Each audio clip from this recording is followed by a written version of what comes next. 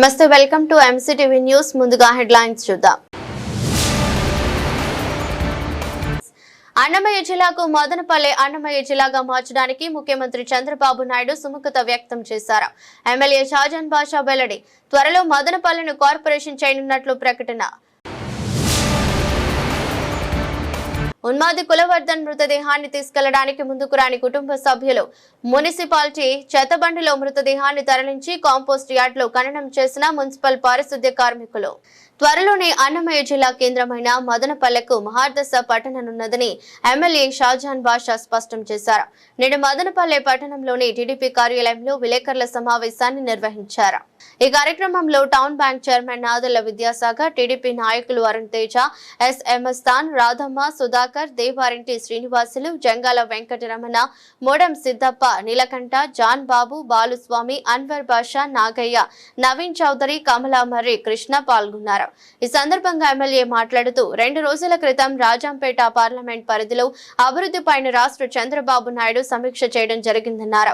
ఈ సందర్భంగా పీలేరు శాసనసభ్యులు నల్లారి కిషోర్ కుమార్ రెడ్డితో కలిసి అనేక అంశాలను తాను ముఖ్యమంత్రి దృష్టికి తీసుకువెళ్లడం జరిగిందని వివరించారు. ఇందులో భాగంగానే అన్నమయ్య జిల్లా పేరును మదనపల్లె అన్నమయ్య జిల్లాగా ముఖ్యమంత్రి ప్రకటించడం జరిగిందని తెలిపారు. పరిపాలనా సౌలభ్యం కోసం అన్నమయ్య జిల్లా కలెక్టరేట్ కార్యాలయాల ప్రాంగణాన్ని అన్ని విధాలుగా అభివృద్ధి కార్యాలయాలు ఒకే ప్రాంగణంలో చేర్చే విధంగా ముఖ్యమంత్రిని కోరడం జరిగిందన్నారు. ఇందులో భాగంగా ప్రస్తుత కలెక్టరేట్ కార్యాలయానికి అనుబంధంగా ఉన్న బేబీ వెల్కమ్ హోమ్, అటవీ శాఖ కార్యాలయం, రోడ్లు, భవనాల శాఖ అతిథి గృహం ప్రభుత్వం స్వాధీనం చేసుకుని అందులో జిల్లా ప్రభుత్వ కార్యాలయాలు, కలెక్టర్ మరియు జాయింట్ కలెక్టర్ బంగ్లాలను గెస్ట్ హౌస్లు ఏర్పాటు చేయాలని కోరడం జరిగిందన్నారు. దీనిపై సీఎం సానుకూలంగా స్పందించారని తెలిపారు. మదనపల్లి రామసముద్రం రోడ్డు అధ్వానంగా ఉండటంతో డబుల్ రోడ్డుగా మార్చే ప్రతిపాదనకు సీఎం సమ్మతించారని, అదేవిధంగా మదనపల్లి నిమ్మనపల్లి రోడ్డును డబుల్ రోడ్డుగా మార్చే అంశం పైన సానుకూలంగా స్పందించారన్నారు. మదనపల్లికి ఒక మహర్దశ. నిన్ననే మొన్న ముఖ్యమంత్రి గారు చంద్రబాబు నాయుడు గారు పార్లమెంట్ సెగ్మెంట్ ఏదైతే మదనపల్లి జిల్లా రివ్యూ మీటింగ్లో మొట్టమొదటిగా అన్నమయ్య మదనపల్లి జిల్లాగా ప్రకటించడం జరిగింది. మదనపల్లి కలెక్టరేట్ దాదాపు 15 నుంచి 20 ఎకరాల్లో పూర్తి స్థాయిగా మొత్తం జిల్లా ఆఫీసులంతా ఒక్క షెల్టర్ కింద. మొన్న మన పీలేరు ఎమ్మెల్యే గారు కిషోర్ కుమార్ రెడ్డి గారు మా ఇద్దరి అభ్యర్థన పైన ముఖ్యమంత్రి గారు చాలా సానుకూలంగా స్పందించి మొత్తం కలెక్టరేట్ ఏరియా ఎంత ఉందో ఇటు అగ్రికల్చర్ ఆఫీస్ నుంచి అటు బేబీ వెల్కమ్ వరకు, అటు వెనకాల ఫారెస్ట్ ఆఫీస్ వరకు, ఇటు వచ్చిందే సబ్స్టేషన్ వరకు పూర్తిగా ఉన్న ఆఫీసర్స్ అన్నీ అబ్జర్వ్ చేసుకొని సింగిల్ కలెక్టరేట్ లాగా దానికి తీసుకొని పూర్తి స్థాయిగా అక్కడ కలెక్టరేట్ ఇస్తూ జిల్లా కలెక్టరేట్ ఆఫీస్, పూర్తి జిల్లా హెడ్ క్వార్టర్స్ ఆఫీస్ అన్నీ దాంట్లో ఇస్తూ అదే కాకుండా కలెక్టర్ గారి బంగ్లా, అదే కాకుండా జాయింట్ కలెక్టర్, సబ్ కలెక్టర్ గారి బంగ్లాలు, ఇవి కాకుండా R&Bలో ఉన్న స్థలం కూడా పొజిషన్లోకి తీసుకొని అక్కడ గెస్ట్ హౌసెస్ మరలా ఏ అవసరం ఉన్నా దానిపైన పూర్తిగా అభివృద్ధికి బాధ్యత తీసుకోవాలని చెప్పి రాష్ట్ర ముఖ్యమంత్రి వర్యులు కలెక్టర్ గారికి సూచనలు మా సమక్షంలో ఇవ్వడింది. మదనపల్లి రామసముద్రం ఆ రోడ్డుకి వచ్చిందే డబుల్ రోడ్ చేయడానికి పూర్తిగా శాంక్షన్కి సముచితంగా చెప్పడం జరిగింది. మదనపల్లి అది కూడా డబుల్ రోడ్కి శాంక్షన్ ఇవ్వడానికి సముచితంగా తెలపడం జరిగింది. మదనపల్లి జనాభా అడిగారు, టౌన్ జనాభా చెప్పిన తర్వాత మదనపల్లి మున్సిపాలిటీ కార్పొరేషన్ చేస్తున్నారని ఇదే కాకుండా హెచ్ఎన్ఎస్ సమ్మర్ స్టోరేజ్ ట్యాంకులకి ఎంత అవసరం ఉందో లింకప్కి దానికి కావలసిన పూర్తి ఫండ్స్ రిలీజ్ చేసి పూర్తి స్థాయిగా మదనపల్లి పట్టణ ప్రజల దాహార్తి తీర్చడానికి సమ్మర్ స్టోరేజ్ ట్యాంక్ స్ట్రెంథనింగ్కి 20 కోట్లు కానీ 25 కోట్లు కానీ ఎంతకాలం పూర్తి స్థాయిగా ఇస్తామని చెప్పి చాలా సముచితంగా చెప్పడం. మదనపల్లి టౌన్ ట్రాఫిక్ కోసం ఎట్టి పరిస్థితుల్లో టౌన్ ట్రాఫిక్ పూర్తి స్థాయిగా దానికి అభివృద్ధి చేయాలా, రోడ్ వైడనింగ్ చేయాలా, ట్రాఫిక్ కోసం ఆల్టర్నేట్ బ్రిడ్జెస్ కానీ ఫ్లైఓవర్స్ కానీ ప్లాన్ చేయడానికి ఒక యాక్షన్ ప్లాన్, ఎంటైర్ టౌన్ డెవలప్మెంట్కి ఒక యాక్షన్ ప్లాన్ కూడా తయారు చేయబోతున్నారు. త్వరలో ఒక ఏజెన్సీకి ఇచ్చి మదనపల్లి టౌన్ ఎలా అభివృద్ధి చేయాలో పూర్తి స్థాయిగా దానికి నివేదిక తీసుకొని తప్పకుండా ముఖ్యమంత్రి చంద్రబాబు నాయుడు గారు ఈ మదనపల్లికి ఒక మహర్దశ అభివృద్ధి తీసుకురాబోతున్నారని చెప్పి తెలియజేస్తూ, నిన్న మన పార్లమెంట్ సభ్యులు మిథున్ రెడ్డి గారు మాట్లాడుతూ గంజాయి మీరు చేసిన పాపానికి ఇది జరిగింది, గంజాయి మా పాపం కాదన్నా, మీ పాపం మేము మోస్తాం. గంజాయి అనేది 2019 కన్నా ఈ రాష్ట్రం ముందు, దానికన్నా ముందు ఈ రాష్ట్రంలో ఉన్నిందా? ఎక్కడైనా డ్రగ్స్ సప్లై ఉన్నిందా? డ్రగ్స్ ఎక్కడైనా విచ్చలు విడిగా స్కూల్లో, కాలేజీల్లో, హాస్పిటల్లో ఎక్కడ దొరికితే అక్కడ దొరుకుతూ ఉన్నిందా? ఇది ఎప్పుడైనా జరిగిందా? కొన్ని వాస్తవాలు మాట్లాడాలి. ఆ రోజున్న ముఖ్యమంత్రి గారికి తీసుకుని వచ్చి టిపు సుల్తాన్ మైదానంలో నిలబెట్టి ఎన్నో వాగ్దానాలు చేశారు. ఒక్క వాగ్దానం ఎక్కడ మీరు అమలు చేశారా? ఈరోజు ఏ ఇష్యూ కన్నా కానీ ఒక క్లియర్ కట్ ఒక మాట ఉంది, క్లియర్ కట్ ఒక అంచనా ఉంది, క్లియర్ కట్ ఇంప్లిమెంటేషన్. మాట చెప్పిన తర్వాత ఆ మాటకు ఎట్టి పరిస్థితి అమలు చేస్తూ సకాలంలో అభివృద్ధి దిశలో తీసుకుని వస్తూ, ఇప్పుడు బెంగళూరు రోడ్ ఉన్నాయి, బెంగళూరు రోడ్లో కొన్ని రోడ్లన్నీ ఎక్కడికెక్కడ నిత్యం తార్ రోడ్లు వెళ్ళిపోతున్నాయి. దానికి ఒక 1 కోటి రూపాయలతో సిమెంట్ రోడ్లు ఇచ్చినాం, 5 కోట్ల రూపాయలతో బీటీ రెన్యూవల్ ఇచ్చాం. 2 పర్యాయాలు మీ ఎమ్మెల్యేలు గెలిచారు. 5 సంవత్సరాలు మీ ప్రభుత్వం ఉన్నింది. మీరు చేసిన మదనపల్లికి మోసం ఈరోజు ఎక్కడ చూస్తే గుంతలమై. ఏ రోడ్డుకి వెళ్ళాలో చెప్పండి. శ్రీకృష్ణ పక్కన వెళ్ళండి, గుంతలమయం. ఇందిరానగర్ వెళ్ళండి, గుంతలమయం. ఎన్వీఆర్ లేఅవుట్ పోండి, గుంతలమయం. మీరు సొసైటీ కాలనీ పోండి, రామాలయం ముందు రోడ్డు, అది కూడా సర్వనాశనం అయిపోయింది. ఏదైనా మీరు అభివృద్ధి చేశారా? పెద్దలు చంద్రబాబు నాయుడు గారు ఈగల్ టీం వేశారు. రాష్ట్ర వ్యాప్తంగా గంజాయి పైన చాలా ఉక్కుపాదం పెట్టారు. వార్ ఫుడ్ పైన పనిచేస్తున్నారు. దీనిపైన ఒక క్లారిటీ ఉంది. ఇదే కాకుండా హెరిటేజ్ పైన మాట్లాడతారు. హెరిటేజ్ ఒక అసెట్, అది అష్యూర్డ్ అసెట్. ఇప్పుడు దానికి ఏదో ఈ ఫండ్స్, ఆ ఫండ్స్, అవి ఇవి తీసుకుని వచ్చి హెరిటేజ్ నడిపే అవసరం లేదు. హెరిటేజ్ వెల్ ఎస్టాబ్లిష్డ్ అది కంపెనీ. దానికి ఏ ఒక్కరి ఇంకా ఫైనాన్షియల్ అసిస్టెన్స్ అవసరం లేదు. దానిపైన ఏదో ముఖ్యమంత్రి గారి పైన బురద పోవడం ఇదంతా రాజకీయ సభ కాదు. మా కిషోర్ కుమార్ రెడ్డి గారు కూడా నాతో పూర్తిగా ఆయన కూడా ప్రతిపాదించి ఇద్దరు కలిసి మాట్లాడి ఇవన్నీ శాంక్షన్ తీసుకోవడం జరిగిందని చెప్పి సభాముఖంగా తెలియజేస్తున్నారు. మదనపల్లిలో చోటు చేసుకున్న చిన్నారి మరణం బాధాకరమని ఎమ్మెల్యే షాజహాన్ బాషా తెలిపారు. నేడు మదనపల్లి పట్టణంలోని టీడీపీ కార్యాలయంలో విలేకరుల సమావేశాన్ని నిర్వహించారు. ఈ సందర్భంగా ఎమ్మెల్యే మాట్లాడుతూ, చిన్నారి విషాద ఘటనపై రాష్ట్ర హోంమంత్రి, జిల్లా ఇన్ఛార్జి మంత్రి మరియు మంత్రి నారా లోకేష్లు ఆ కుటుంబానికి న్యాయం చేయాలని ప్రతిక్షణం వివరాలు తెలుసుకుంటూ సమీక్షలు నిర్వహించారని ఎమ్మెల్యే పేర్కొన్నారు. డ్రగ్స్ కు అలవాటు పడ్డ నిందితుడు కులవర్ధన్ కు కర్మ వెంటపడి ఆత్మహత్య చేసుకున్నాడని పేర్కొన్నారు. రాష్ట్రంలో ఈ అమ్మాయికి అన్యాయం జరగకూడదని ఇప్పటికే ముఖ్యమంత్రి చంద్రబాబు నాయుడు అందరినీ ఆదేశించడం జరిగిందన్నారు. రిషిక ప్రియ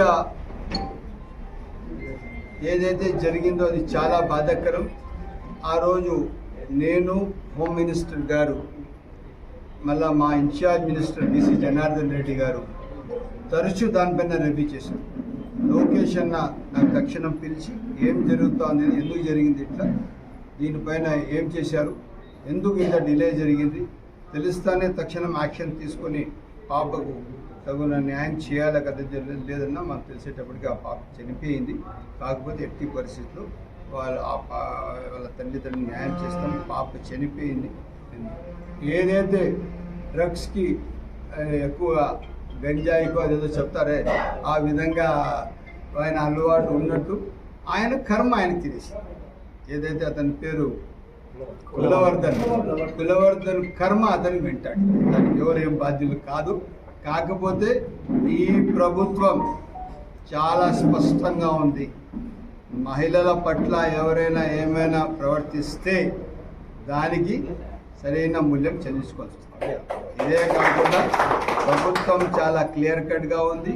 ఏదైతే రిషిక ప్రియ జరిగిన దీనికి చాలా బాధపడుతున్నాం. నేను ఆ రోజు వాళ్ళ అమ్మగారితో దాదాపు 4 దఫాలు మాట్లాడడం జరిగింది. వాళ్ళ నాన్నతో మాట్లాడినాను, గోపితో. అదేవిధంగా వాళ్ళ చిన్నాన్న శ్రీనివాసులు అంటే ఆయనతో మాట్లాడాను. నిత్యం మాట్లాడుతూనే ఉంది.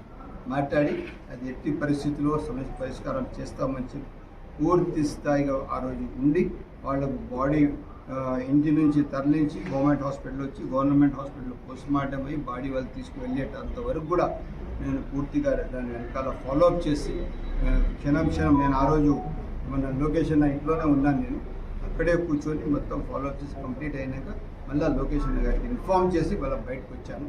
ఆ విధంగా ఏదైతే మన రిషిక ప్రియ నిజంగా చెప్పాలంటే చాలా బాధాకరం. చాలా ఎవరో చేసిన తప్పు కావచ్చు, బట్ ఆ బిడ్డకు ఆ విధంగా చేయడం చాలా దుర్మార్గం. అది అటువంటి చర్యలకు మా సమాజంలో మనం ఉన్న సమాజంలో ఎక్కడ దీనికి చోటు లేదు. ఇది నిజంగా తీవ్రంగా నేను ఖండిస్తున్నాను. ఇటువంటి క్రమమైన చర్యలు ఇటువంటి దీనికి సమాజంలో ఎక్కడెక్కడ గుర్తింపు లేదు. చేసిన వాళ్ళకి వాని కర్మనే అతనికి.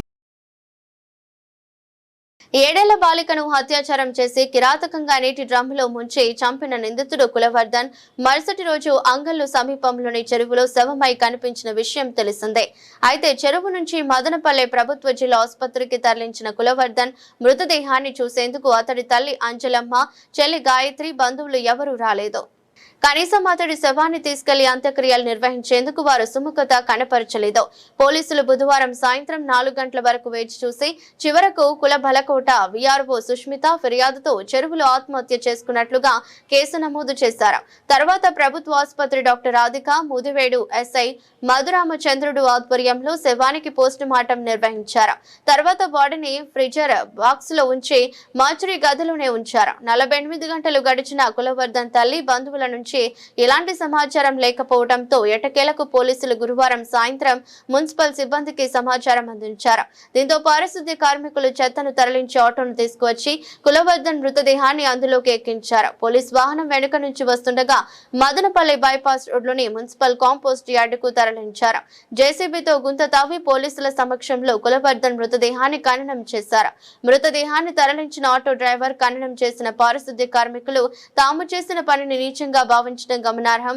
అనాథ శవానికి అంత్యక్రియలు నిర్వహించడం గొప్ప అవకాశంగా తాము భావిస్తామని, అయితే పసిబిడ్డను కిరాతకంగా అంతమొదించిన నీచుడు దుర్మార్గుడికి తమ చేతులతో అంత్యక్రియలు పూర్తి చేయడం అసహ్యంగా అనిపించిందన్నారు.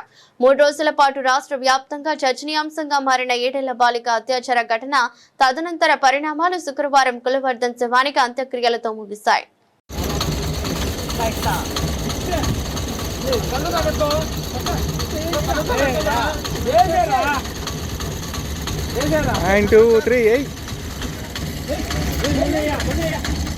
అడ్డం వస్తే చెప్పు.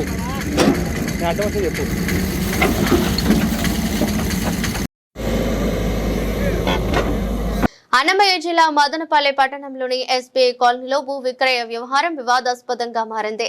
ప్రముఖ వ్యాపార రాజకీయ నాయకుడు డీకే ఆదికేశవులు నాయుడు కుటుంబానికి చెందిన డీకే తేజస్విని పేరుపై ఉన్న స్థలాన్ని అమ్ముతామని చెప్పి కొందరు తమను మోసం చేశారని బాధితులు ఆరోపించారు. నేడు మదనపల్లె పట్టణంలోని ఆర్ఎన్బి అతిథి గృహంలో బాధితులు విలేకరుల సమావేశాన్ని నిర్వహించారు.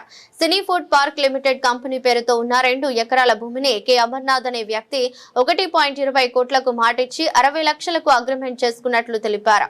2022 సంవత్సరం నుంచి ఇప్పటి వరకు తమను డబ్బు విషయమై ఇబ్బందులకు గురి చేస్తున్నాడని ఆరోపించారు. డబ్బు తిరిగివ్వమని అడిగితే తాను రాజకీయ నాయకుడిని, ఇంటి మీదకు మనుషులను పంపించి రౌడీజం చేస్తానని బెదిరిస్తున్నాడని బాధితుడు శ్రీరాములు వాపోయారు. ఈ అగ్రిమెంట్ తన భార్య వై లక్ష్మీదేవి పేరుపై ఉందని వెల్లడించారు. ఈ వ్యవహారంపై సమగ్ర విచారణ జరిపి బాధ్యులపై కఠిన చర్యలు తీసుకోవాలని పోలీసులను కోరుతున్నారు. ఈ కార్యక్రమంలో ఏటీయూసీ నేత ముబారక్ తదితరులు పాల్గొన్నారు. కుక్కరాజుపల్లి మాది సొంతూరు వచ్చి కుక్కరాజుపల్లి. నేను ఫ్యామిలీ వచ్చింది మదనపల్లిలో ఉన్నాను. నా పేరు శ్రీరాములు.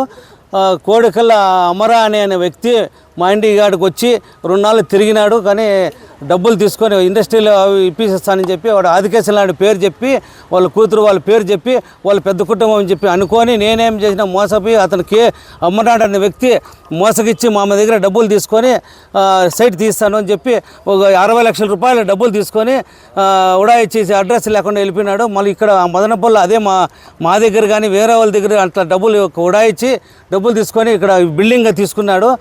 బిల్డింగ్ తీసుకొని ఇదంతా చేసుకుంటా అన్నాడు. ఇప్పుడు అడిగితే నేను రౌడీ ఇచ్చి నేను కొట్టిస్తానని చెప్పి ఇది కూడా బెదిరించినాడు. నాకు ఫోన్ కాల్ కూడా బెదిరించినాడు.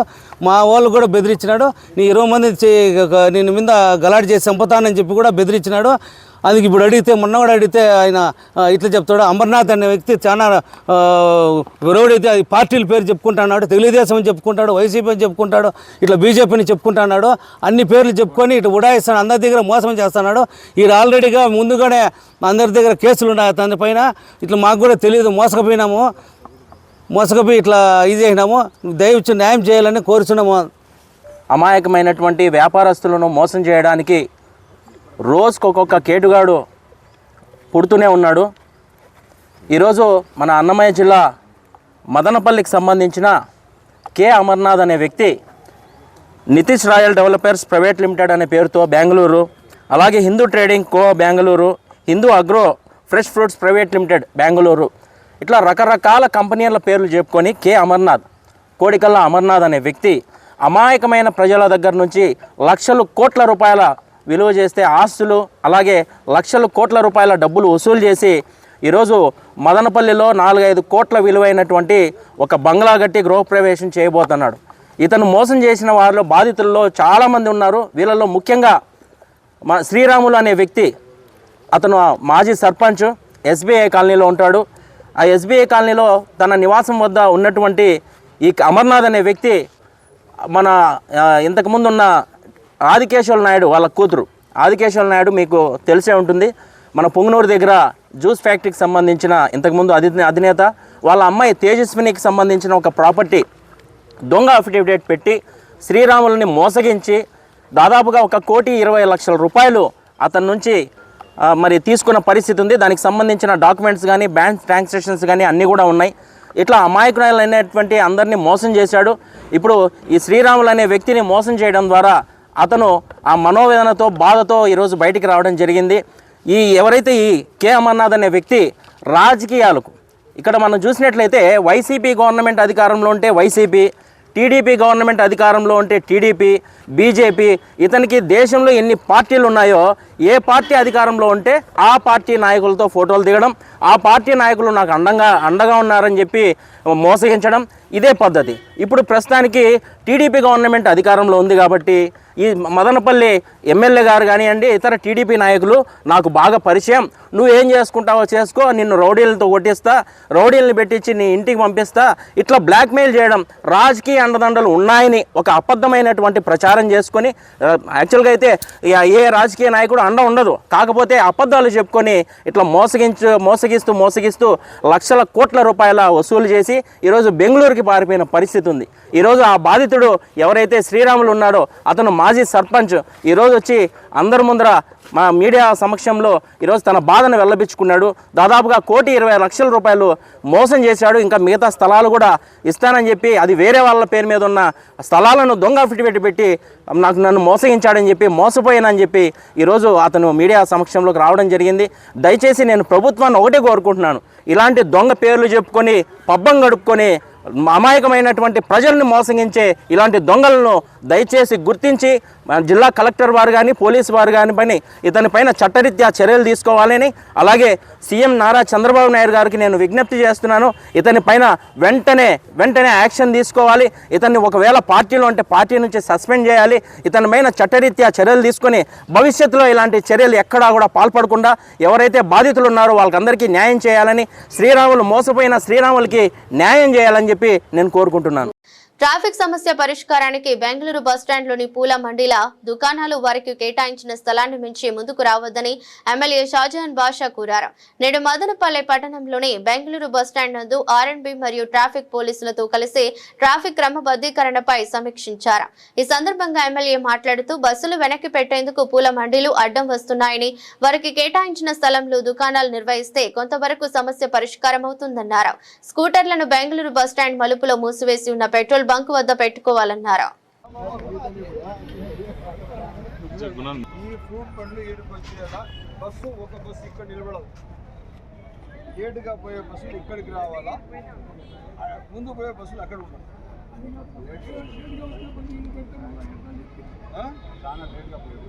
చాలా లేట్ అంటే 1 గంటనే, अर्ध घंटा ఎక్కువ దానికంటే ఎక్కువ పడి ఉండవు. ये टाइमिंग में पूरा भी 11:30 से 12:40 तक पूरे चले ఫ్రూట్ పండు వాళ్ళకి కొంచెం ఈ పక్క పెట్టేసి ఒక మూల ఇచ్చేసేయండి. అందులో లోపల పోయకుండా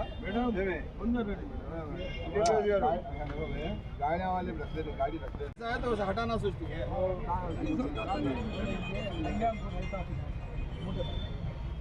మూతే వాళ్ళు ఐస్ వచ్చి ఏం చేయాలంటే దావా ఆటోలో వచ్చి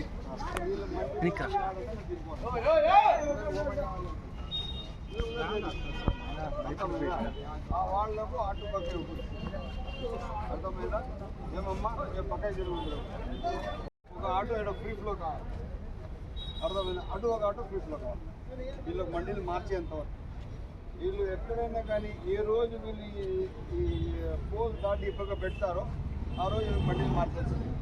నేను మళ్ళీ అది చేస్తారంట. ఎప్పుడు తీస్తారంట? ఎప్పుడు తీస్తారు?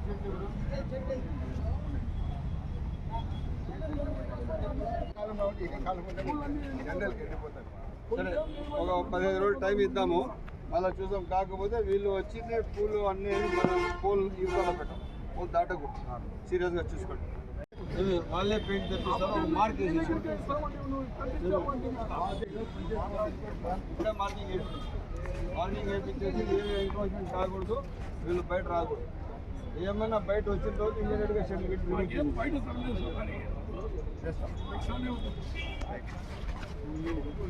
నేను ఇమీడియట్గా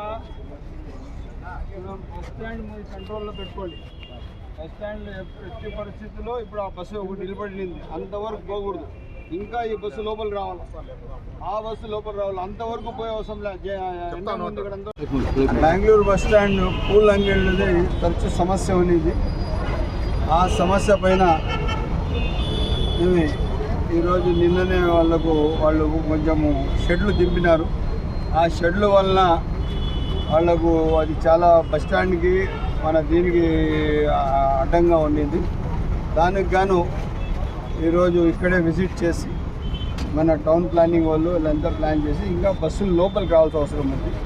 కొంతమంది ఇక్కడ మోటార్ సైకిల్ పార్కింగ్ చేస్తున్నారు. దయచేసి మీ మోటార్ సైకిల్ ఇక్కడ పార్కింగ్ చేయొద్దండి. అక్కడ ఏదైతే జేఎంసీ పెట్రోల్ బంక్ ఉంది దాని పక్క భాగంలో మోటార్ సైకిల్ పార్కింగ్ ఉంది. ఇక్కడ నో పార్కింగ్ జోన్ ఇది, మోటార్ సైకిల్ ఇక్కడ పార్క్ చేయకూడదు. రెండవది వచ్చింది పూలంగళ్ళి వాళ్ళు ఏదైతే వాళ్ళకి పరిధి చూపించినా పరిధి దాటి పూలంగళ్ళి వాళ్ళు వస్తే తక్షణం వాళ్ళ అంగళ్ళు మార్చబడుతుంది. ఇదే కాకుండా ఏదైతే బస్సులు ఉన్నాయి బస్సులు ఇంకా 20 అడుగులు లోపల తీసుకోవాలా. ఈ బస్ ఏదైతే మెయిన్ రోడ్ ఉందో బెంగళూరు బస్ స్టాండ్ ముందర తార్ రోడ్ ఉంది, ఆర్ఎండ్బి రోడ్, ఆ రోడ్లో మాత్రం ఏ బస్సు కానీ ఏ బస్సులు ప్యాసింజర్ కార్ కానీ రాకూడదు. ప్యాసింజర్ కార్ వాడికి వచ్చినప్పుడు అది బస్ స్టాండ్ లోపల ఉన్న రోడ్లకు రావాలి. దానివల్ల ఆటంకం ట్రాఫిక్ ఆటంకం కలగకూడదు. ఆ విధంగా పోలీసు మొత్తం మార్కింగ్ ఇస్తారు. ఆ విధంగా ఇంకా బస్సులు కూడా నడుపుకోవాలి. బస్ స్టాండ్లో ఉన్న మెయిన్ రోడ్కి ఈలో ఉన్న పార్కింగ్కి బస్సులకు పబ్లిక్ ఉన్న ట్రాఫిక్ ఏమాత్రం అంతరాయం జరగకుండా చూసే బాధ్యత ఇక్కడ ఉన్న బస్ లోడర్ల బాధ్యత, అదేవిధంగా బస్ ఓనర్ల బాధ్యత. మీరు కానీ ఇక్కడ ఏమైనా వైలేట్ చేసి రోడ్ కానీ ఇన్కన్వీనియన్స్ చేసి ట్రాఫిక్ ఇన్కన్వీనియన్స్ చేస్తే ఇంకా బస్ స్టాండ్ కూడా మార్చే సందర్భాలు వస్తాయని చెప్పి తెలియజేస్తూ చాలా బాధ్యతగా ఉండాలా, చాలా మీరు సిస్టమేటిక్గా ఉండాలా. ఇప్పుడు టౌన్ జిల్లా హెడ్ క్వార్టర్స్ అయింది. హెడ్ క్వార్టర్స్ అయినప్పుడు చాలా సమస్యలు ఉంటాయి, చాలా ట్రాఫిక్ చాలా ఎక్కువ ఉంటుంది. ఆ విధంగా మనము అందరు సహకరించాలని చెప్పి అన్నమయ్య జిల్లా పీలేరులో చిన్నారిపై దాడికి నిరసనగా ప్రభుత్వ ఆసుపత్రి వద్ద విద్యార్థి సంఘాలు ఆందోళన నిర్వహించాయి. చిన్నారిపై పాల్పడిన వ్యక్తిని వెంటనే అరెస్ట్ చేసి కఠిన శిక్ష విధించేలా చర్యలు తీసుకోవాలని విద్యార్థి సంఘాలు డిమాండ్ చేశాయి. ఈ మేరకు ప్రభుత్వ ఆసుపత్రి వద్ద విద్యార్థి సంఘ నాయకులు ధర్నాకు దిగారు. ఆందోళన సందర్భంగా వారు మాట్లాడుతూ చిన్నారుల భద్రతపై ప్రభుత్వం ప్రత్యేక దృష్టి సారించాలని, ఇలాంటి ఘటనలు పునరావృతం కాకుండా కఠిన చర్యలు తీసుకోవాలని కోరారు. నిందితుడిని తక్షణమే పట్టుకుని చట్టపరంగా శిక్షించకపోతే ఆందోళనలు మరింత ఉధృతం చేస్తామని హెచ్చరించారు. ఘటనపై పోలీసులు వెంటనే స్పందించి బాధ్యులపై కఠిన చర్యలు తీసుకోవాలని విద్యార్థి సంఘాలు ప్రభుత్వాన్ని కోరుతున్నాయి.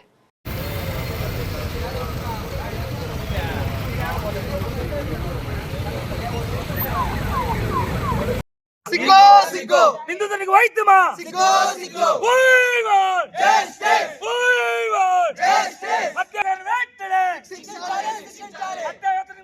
పాల్పడిన మానమృగాన్ని వెంటనే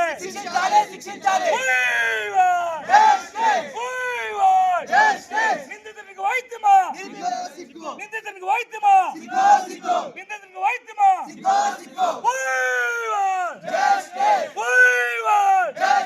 బహిరంగంగా విరుద్ధియాలి మానమృగాన్ని వెంటనే మానమృగాన్ని వెంటనే మానమృగాన్ని వెంటనే నిందితునికి వైద్యమా నిందితునికి వైద్యమా